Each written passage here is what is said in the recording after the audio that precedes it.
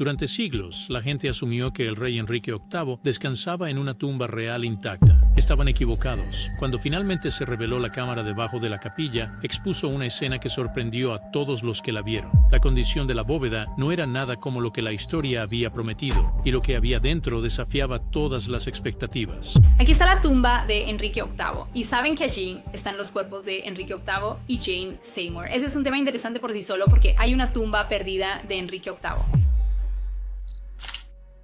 El rey que no se descompondría. Enrique VIII pasó los últimos años de su vida en un estado que sorprendió a todos a su alrededor. Los informes de la corte Tudor, la casa real que vivía y trabajaba alrededor del rey, describen a un gobernante que apenas podía moverse sin ayuda. Su cuerpo, antes atlético, había crecido tanto que se necesitaban dispositivos de elevación especialmente construidos simplemente para levantarlo de su cama. Sus piernas estaban cubiertas de úlceras profundas que se negaban a sanar, y según relatos de testigos presenciales, el olor de las heridas infectadas llenaba habitaciones enteras antes de que él siquiera entrara. Algunos médicos sugirieron más tarde que podría haber sufrido de una condición metabólica que afectó su peso y circulación, aunque esto sigue siendo especulación. Lo que es seguro es que su cuerpo estaba fallando rápidamente, y el rey, que una vez cabalgó con confianza en los torneos, ahora vivía con dolor constante y agotamiento. Varios cortesanos incluso escribieron que parecía cercano a la muerte mucho antes de dar su último aliento. Cuando Enrique murió en enero de 1547, los embalsamadores que preparaban cuerpos reales enfrentaron una situación mucho más allá de lo que sus variados métodos podían manejar. Las prácticas de embalsamamiento Tudor no estaban completamente estandarizadas. La mayoría de las preparaciones dependían de especias, aceites, alcohol y capas de envolturas de lino para ralentizar la descomposición. Estas medidas podrían retrasar la descomposición natural en un cuerpo normal, pero ofrecían poco control sobre un cadáver que ya había comenzado a descomponerse antes de la muerte. El tamaño de Enrique creó un desafío aún mayor. Su cuerpo requirió un ataúd mucho más grande forrado con gruesas láminas de plomo. Los ataúdes de plomo estaban destinados a contener el olor y los fluidos, pero también atrapaban gases. A medida que el cuerpo se descomponía, esos gases acumulaban presión dentro del contenedor sellado y convertían el ataúd en algo que fácilmente podría agrietarse o estallar. El problema comenzó durante el cortejo fúnebre de Enrique. El cuerpo fue trasladado desde Whitehall, el Palacio Real en Londres, hasta el Castillo de Windsor, el lugar de entierro del monarca. En el camino, la procesión se detuvo en la Abadía de Sion, una casa religiosa cerca de Londres. Según varios relatos, algo perturbador ocurrió allí.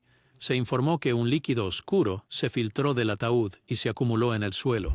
Algunos cronistas posteriores incluso afirmaron que perros entraron en el salón y lamieron el líquido antes de que los asistentes los ahuyentaran. Otros insistieron en que el incidente era una advertencia divina destinada a reflejar la desaprobación de Dios por las acciones del rey durante su vida. Ya fueran exagerados o no, estos informes muestran lo incómoda que se sentía la gente sobre el estado del cuerpo del rey. Enrique fue colocado en una bóveda temporal dentro de la capilla de San Jorge. Esto estaba destinado a ser un arreglo a corto plazo porque durante su vida él había esperado ser trasladado más tarde al enorme sepulcro que había estado planeando durante años. Jane Seymour, la esposa que le había dado su único hijo legítimo, ya estaba en la misma bóveda porque Enrique la había elegido como su compañera eterna, pero incluso antes de que la bóveda fuera sellada, había preocupaciones silenciosas. Algunos asistentes sentían que el entierro había sido apresurado y que algo en el ataúd parecía estar mal. Algunos creían que el cuerpo del rey ya estaba reaccionando a la presión que se formaba dentro del revestimiento de plomo. Estas preocupaciones pronto fueron desestimadas y eventualmente olvidadas una vez que la piedra fue colocada, pero el entierro inquietante dejó preguntas que no regresarían hasta muchas generaciones después. Mientras el cuerpo de Enrique se descomponía de maneras que los embalsamadores Tudor apenas podían entender, una historia aún más extraña ya se estaba formando sobre la tierra. Estaba vinculado a una tumba que pasó décadas diseñando, pero que nunca vivió para ver completada. La megatumba perdida.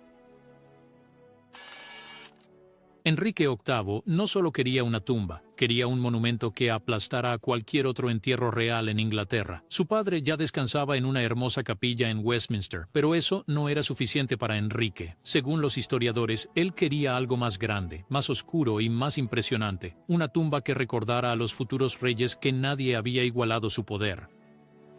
El cardenal Wolsey había sido una vez el funcionario eclesiástico más poderoso de Inglaterra y uno de los asesores más cercanos de Enrique, pero cuando perdió el apoyo del rey, sus propiedades fueron confiscadas por la corona. Entre los objetos incautados estaba su tumba inacabada. Enrique la reclamó para sí mismo y la trató como material en bruto. Wolsey había planeado un monumento impresionante para su propio entierro, pero cuando Enrique lo vio, decidió que era demasiado pequeño para un rey. Ordenó un nuevo diseño que fuera más grande, más pesado y mucho más lleno de figuras religiosas. La tumba estaría envuelta en mármol negro, llena de ángeles dorados, profetas, apóstoles e imágenes de tamaño real de Enrique y Jane Seymour yaciendo en estado. El trabajo comenzó a una escala que sorprendió incluso a aquellos acostumbrados al gasto real. Se invitó a artistas italianos a Inglaterra. Escultores y trabajadores del metal hábiles fueron contratados. Los dibujos se cambiaron y mejoraron una y otra vez a medida que Enrique pedía más detalles, más figuras y más símbolos de victoria. Una imagen de tamaño completo de Enrique fue moldeada mientras él aún estaba vivo para que su rostro en la muerte pareciera el de un gobernante que nunca se debilitó. Talleres alrededor de Westminster almacenaron pilares tallados, candelabros pesados y largos paneles en relieve que mostraban escenas religiosas y poder real. El monumento existía en piezas, esperando el día en que todas se ensamblarían en algo que llenaría su propia capilla. Ese día nunca llegó. La guerra costaba dinero, y las campañas de Henry contra Francia y Escocia agotaron el tesoro. Según algunos registros, los pagos a los artesanos se ralentizaron y luego se detuvieron. El escultor italiano regresó a casa. Los asistentes fueron liberados. El monumento inacabado quedó almacenado mientras la atención se dirigía a barcos, soldados y fortificaciones. Cuando Enrique finalmente murió, las instrucciones en su testamento todavía describían la tumba como algo que estaba cerca de completarse. Había escrito esas instrucciones antes, cuando aún creía que el trabajo estaba progresando. En realidad, para el momento de su muerte, nadie estaba construyendo el monumento en absoluto. Sus hijos heredaron el trono, pero no su obsesión con la tumba. Eduardo, María e Isabel tenían sus propios problemas. Ninguno de ellos gastó su dinero o tiempo en completar un monumento que solo servía para el orgullo de su padre. Con el tiempo, las piezas fueron vendidas, reutilizadas o fundidas. Parte de la estructura terminó siendo utilizada para la tumba de otro héroe nacional. Otras partes desaparecieron en iglesias del continente. Lo que se suponía iba a ser la tumba real más grandiosa de la historia inglesa se desmoronó silenciosamente mientras Enrique yacía en una simple bóveda que nunca fue destinada a contenerlo para siempre. Pero a medida que la tumba soñada por Enrique desaparecía pieza por pieza, la bóveda que lo contenía comenzó su propia transformación silenciosa, convirtiéndose en un misterio que Inglaterra eventualmente olvidaría. La bóveda desaparecida. Cuando Enrique VIII fue colocado por primera vez en la bóveda debajo del coro de la capilla de San Jorge, todos los involucrados sabían exactamente dónde se encontraba la cámara. El clero estaba alrededor de la abertura. Los funcionarios reales observaron cómo la piedra se cerraba sobre el rey. Los artesanos que habían construido la bóveda podrían haberla señalado sin dudar. Sin embargo, el entierro nunca se pensó como permanente, y ese único detalle preparó el escenario para lo que sucedió después. Debido a que la cámara se consideraba temporal, nadie talló un marcador, no se añadió ninguna inscripción en piedra, y no se preservó ningún plano detallado del piso para las generaciones futuras.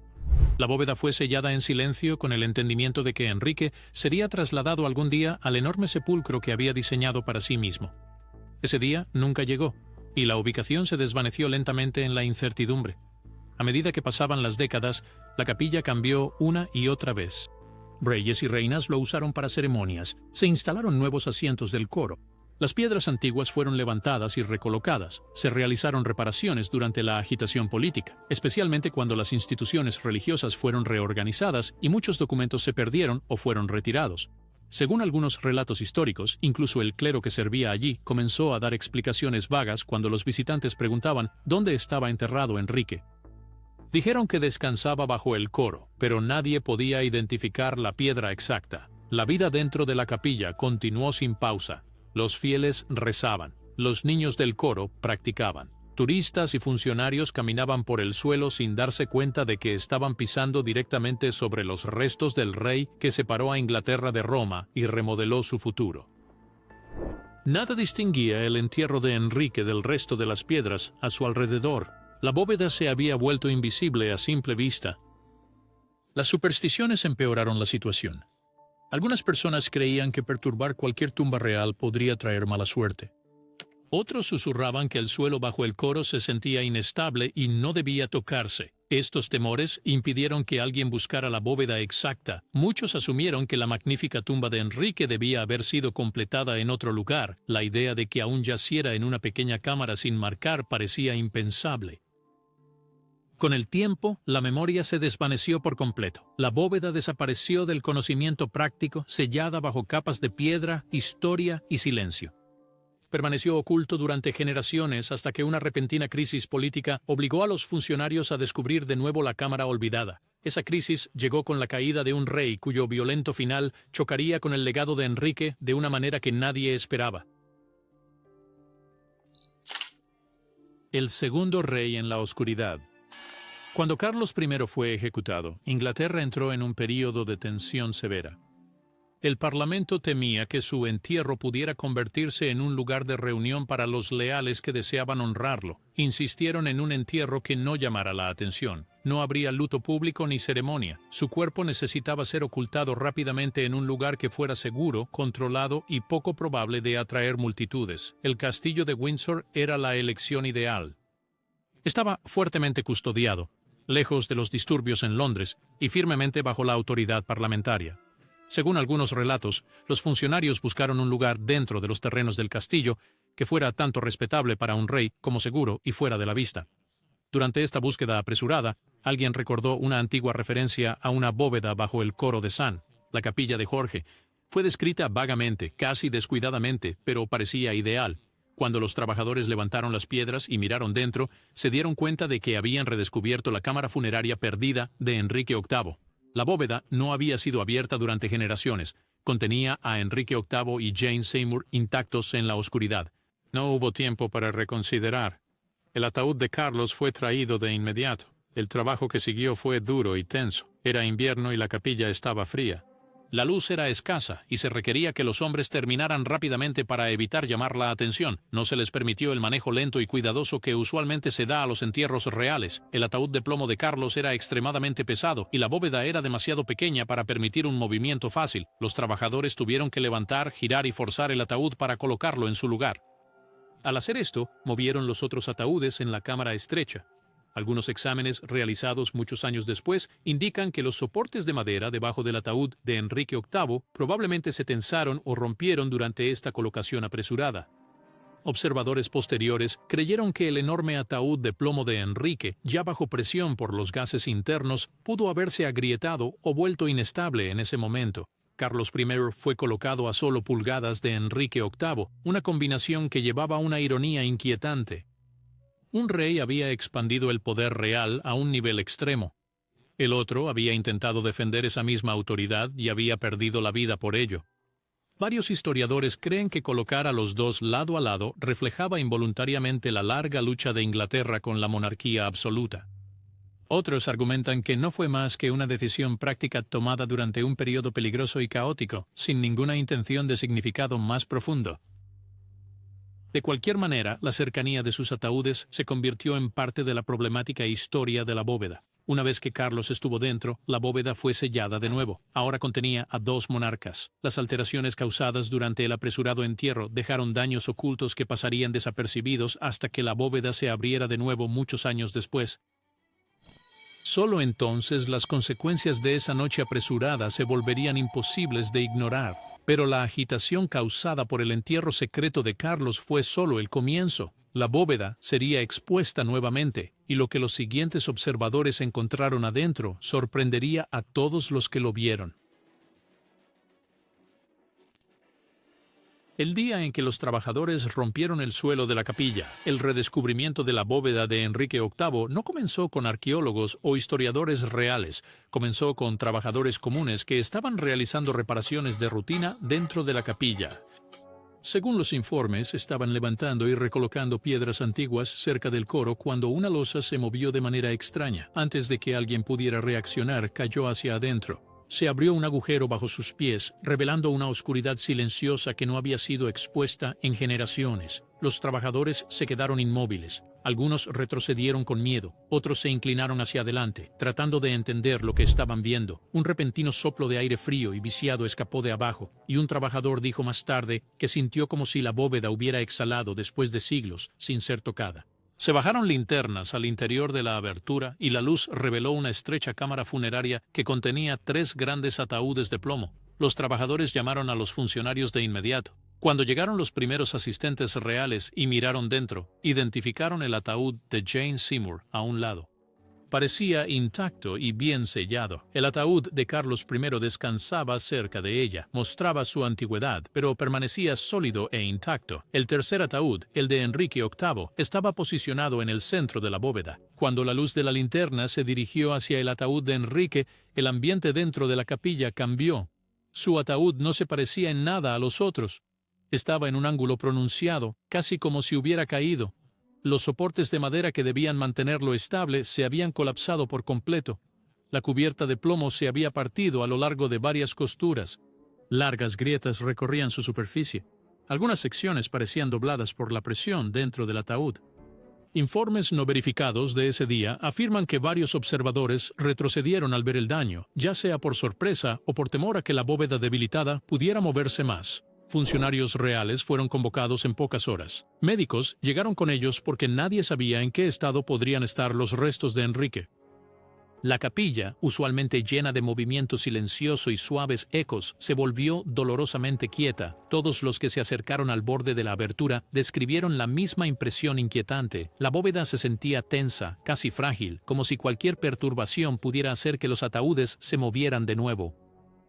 Una vez que se examinó la escena, los funcionarios decidieron que la bóveda debía ser sellada. Registraron el estado de los ataúdes, pero se negaron a abrir más el de Henry. Argumentaron que la estructura era inestable y que abrir el ataúd podría causar el colapso de toda la cámara. Su decisión se tomó rápidamente y la cubierta de piedra fue reemplazada, dejando la bóveda en la oscuridad una vez más. Sin embargo, incluso estos observadores no descubrieron toda la verdad. 75 años después, durante una investigación autorizada llevada a cabo bajo condiciones controladas, algo mucho más perturbador finalmente sería revelado dentro de la tumba destrozada de Enrique VIII. La increíble verdad. Cuando los funcionarios finalmente aprobaron un estudio formal de la bóveda, solo se permitió participar a unas pocas personas de confianza. Según relatos de la época, se envió a un topógrafo para medir la cámara y registrar exactamente lo que veía. Descendió con una lámpara, una línea de medición y un pequeño conjunto de herramientas. Todos los demás esperaban arriba de la abertura en completo silencio. Toda la capilla se sentía tensa, como si la habitación contuviera la respiración. El topógrafo primero examinó el lado derecho de la bóveda. El ataúd de Jane Seymour descansaba allí. Estaba sellado y perfectamente recto. Había sido enterrada con cuidadosa preparación y el revestimiento de plomo no mostraba signos de tensión. Junto a ella, el ataúd de Carlos I parecía envejecido pero estable. Había sobrevivido a su manejo brusco durante su entierro secreto, y la superficie de metal permanecía sólida. Nada en estos dos ataúdes sugería alguna alteración. Luego, el topógrafo dirigió su lámpara hacia el centro de la bóveda y todo el ambiente cambió. El ataúd de Enrique VIII era un desastre. La enorme cubierta de plomo se había doblado, rasgado y colapsado en varios lugares. Los soportes de madera debajo de él habían fallado por completo, dejando el ataúd inclinado contra la pared de la bóveda. Largas grietas recorrían la superficie y partes del metal parecían deformadas, como si algo en el interior hubiera empujado hacia afuera con gran fuerza. El topógrafo se inclinó más cerca y vio hueso expuesto cerca de uno de los bordes rasgados. Era grueso y pesado y todavía estaba adherido a trozos de tela y escamas de plomo.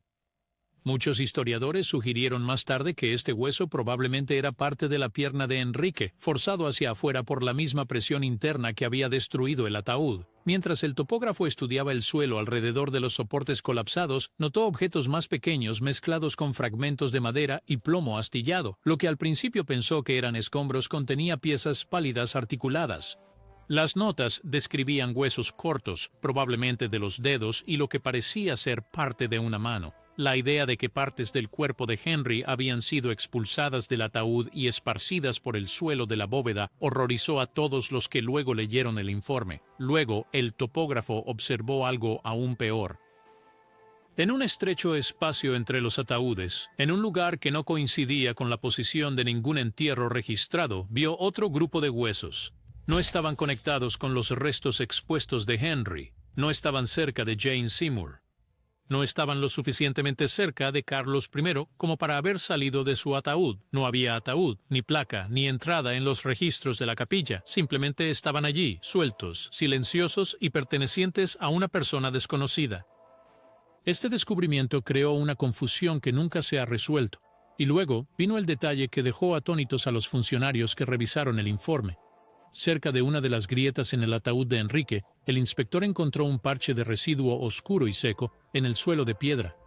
Lo describió como una mancha espesa que se había endurecido con el tiempo. Según varios historiadores, el color y la ubicación se asemejaban al mismo fluido oscuro reportado en la abadía de Sion durante la procesión fúnebre de Enrique. Algunos expertos creen que este residuo pudo haberse filtrado mucho antes de que la bóveda se sellara por última vez. Otros argumentan que la presión dentro del ataúd podría haberlo forzado a salir gradualmente durante muchos años. La coincidencia entre las dos ubicaciones inquietó a todos los que estudiaron las notas.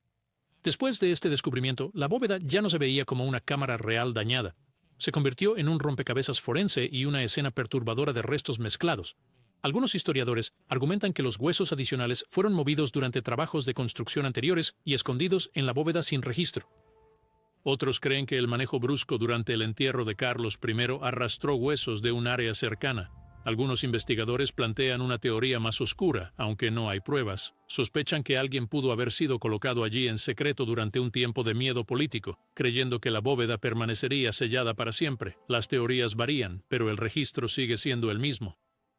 Enrique VIII no yace entero en una gran tumba. Descansa en un ataúd destrozado con un hueso de la pierna atravesando el plomo rasgado, huesos de los dedos en el suelo de la bóveda, un conjunto de restos inexplicados a su lado, y la misma mancha oscura que apareció por primera vez durante su viaje fúnebre. Para un rey que intentó controlar todo, su lugar de descanso se convirtió en una escena que nunca podría haber imaginado. Después de las revelaciones, los descubrimientos dentro de la bóveda obligaron a los historiadores e investigadores médicos a reexaminar los últimos años de Enrique VIII con nueva evidencia. El hueso de la pierna expuesto, descrito como inusualmente grueso, apoyó teorías de larga data de que Enrique sufría de hinchazón severa e infección crónica al final de su vida. Algunos especialistas médicos señalaron que su densidad coincidía con las descripciones del dolor que lo dejaba apenas capaz de caminar. La bóveda había preservado sin querer pruebas físicas que coincidían con relatos escritos del periodo Tudor. Fragmentos de tela aún adheridos al hueso añadieron otro detalle sorprendente. Sugirieron que partes de las vestimentas funerarias de Enrique sobrevivieron más tiempo de lo esperado en la húmeda bóveda. Algunos investigadores creen que el colapso del ataúd presionó la tela firmemente contra el hueso, ralentizando su descomposición. Otros propusieron que los aceites y especias utilizados durante el embalsamamiento alteraron cómo se descompusieron los materiales. Estos fragmentos ofrecieron una rara visión de los métodos de entierro Tudor que generalmente se pierden con el tiempo. Los huesos no identificados crearon el debate más serio. No coincidían con Enrique VIII, Jane Seymour o Carlos I. Algunos expertos propusieron que los huesos pertenecían a un clérigo originalmente enterrado bajo el suelo de la capilla, cuyos restos fueron accidentalmente perturbados durante renovaciones anteriores. Otros argumentaron que durante períodos de agitación política, los restos desplazados podrían haber sido colocados en la bóveda temporalmente. Un grupo más pequeño de investigadores sugirió una teoría más oscura. Creían que alguien podría haber sido enterrado en secreto dentro de la cámara durante un período de crisis porque la bóveda estaba sellada, oculta y era poco probable que se abriera alguna vez. Sin reabrir la bóveda, ninguna de estas teorías puede ser confirmada. Entonces, aquí está la pregunta: ¿debería abrirse la bóveda de nuevo para descubrir la verdad, o deberían sus secretos restantes permanecer sellados para siempre?